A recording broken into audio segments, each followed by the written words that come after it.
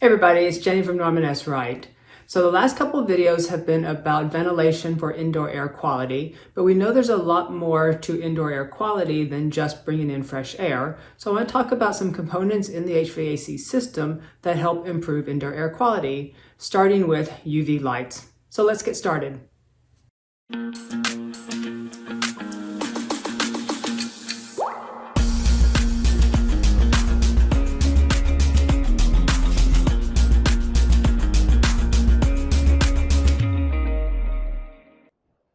Ultraviolet lights, or UV lights, use ultraviolet energy to inactivate viral, bacterial, and fungal organisms so they can't replicate and potentially cause disease.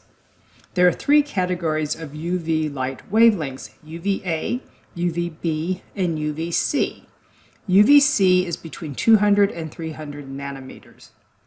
UVC disrupts the DNA of many microorganisms, rendering them harmless. Early research found that the most effective UV wavelength range for inactivation of microorganisms is between 220 and 280 nanometers, with a peak effectiveness near 265. So from here on, I'm only going to discuss UVC, also called UVGI, which stands for ultraviolet germicidal irradiation. UVC light in HVAC systems emit mainly near optimal 253.7 nanometer light. The effectiveness of UV light depends on the length of time a microorganism is exposed to the light. Let's move this out of the way. Okay, so you will see UV used in two basic methods: surface decontamination and airborne decontamination. In surface decontamination, the UV lights are directed towards the surface of the water coils in an air handler, for instance, to kill the germs on the surface of the coil. So we have our air handler here, our fan at the discharge. Our UV lights would be pointed at the face of the water coil. This keeps the coil clean. Dirty coils have increased pressure drop, which will affect the performance and energy use of the air handler. It also means that the air passing through the coil doesn't pick up any germs or contaminants. In airborne decontamination, the UV light is directed towards the airstream and decontaminates the airstream as the air passes by the UV light.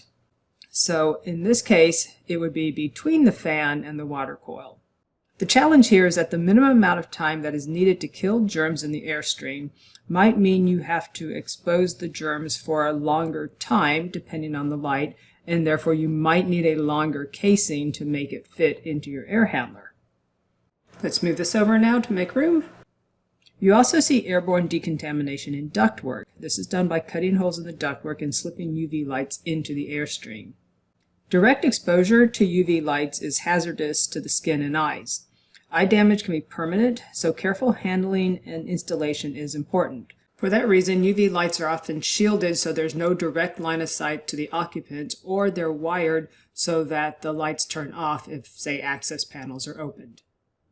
So that's a quick overview on UV lights. Don't forget to like and subscribe to our YouTube channel, and thanks for watching.